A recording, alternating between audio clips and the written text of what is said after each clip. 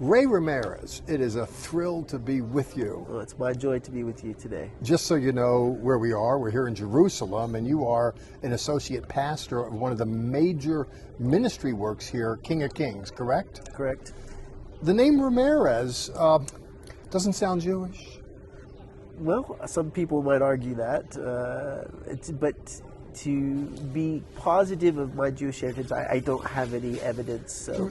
The only reason why I raise the point Sure. is it's just wonderful that many women and men of non-Jewish extract really want to participate with the Jewish people in the Jewish story, with the Jesus story, and certainly that's you. Yeah.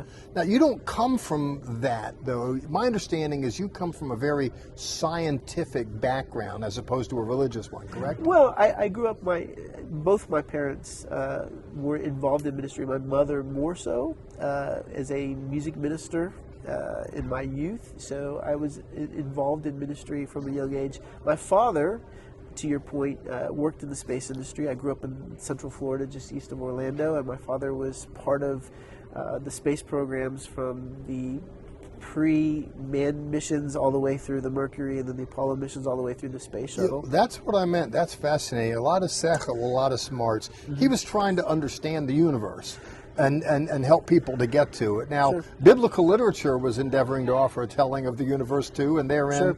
we're informed that God created it.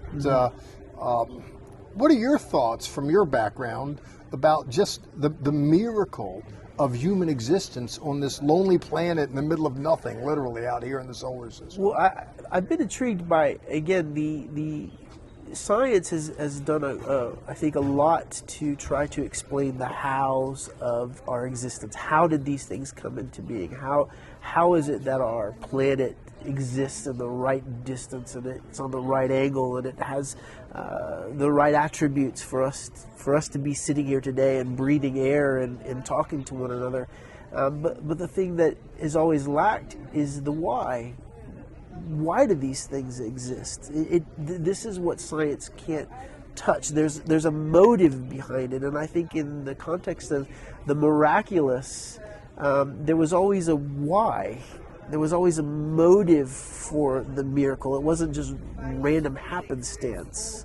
God had a motive in creation. God had a motive when we consider miracles from the Bible. They weren't random. There was motivations behind them, if that makes sense. Yeah, it really does make sense, and it's very true. You know, that you can have a telescope to take you way out or a microscope to take you way in. Right. We can't even figure out blood, the essence of life, here in us. Yeah. And it's hard to understand really just the creation from a microscope. We understand it through the scripture. I mean, it does offer an answer to the question Sure. of the miracle of life and existence on the planet. Exactly. And it gives us an understanding. I think it helps us to be confident in that there was motivation. There is a reason for us to be here. It's not just, happenstance and everything just happened to line up.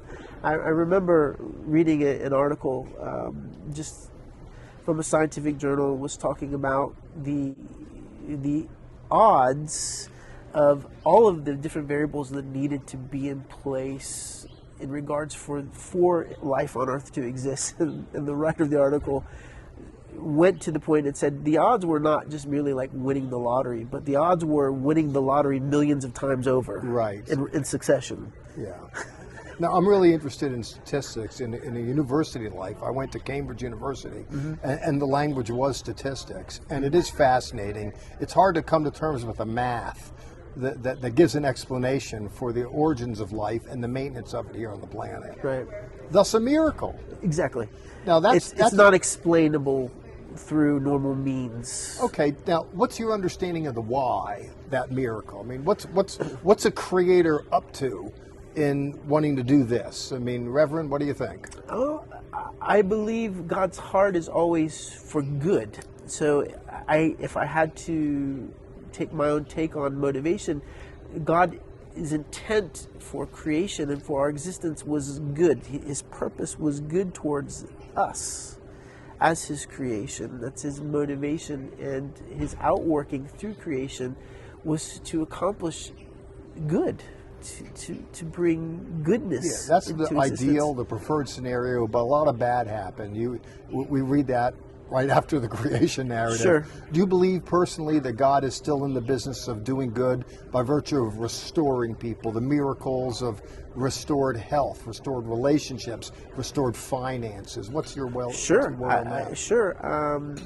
Of course, I believe God is in the business of doing good and revealing Himself through such things. To give a personal testimony, as a young man, I was in a congregation where the pastor had experienced a miraculous healing from cancer. He had lung cancer. Through that healing, he committed himself. In fact, the way he would tell the story is he had a prayer communication with God where he said, "If you'll heal me, I'll do whatever you call me to." And he was in the hospital at the time, and there was a miraculous healing, and the cancer was removed from his lungs, and he left and served the Lord. And at one service, he was teaching on miraculous healing. And my father, again, who worked in the space program, had a gentleman that he worked with that was paralyzed in a wheelchair. If I remember correctly, he had a motorcycle accident that left him, he had a spinal cord injury and left him paralyzed. And my father invited this gentleman from work, said, "Why don't you come?" I was probably maybe the age of 10 or 11 at this time. So this gentleman comes to a service in his wheelchair, into the service. The pastor's teaching. At the end, there's a time of prayer. And with my own eyes, I watched a man who came in a wheelchair that could not walk, stand up, walk, and push his own wheelchair out the door at the end of the service. There you go.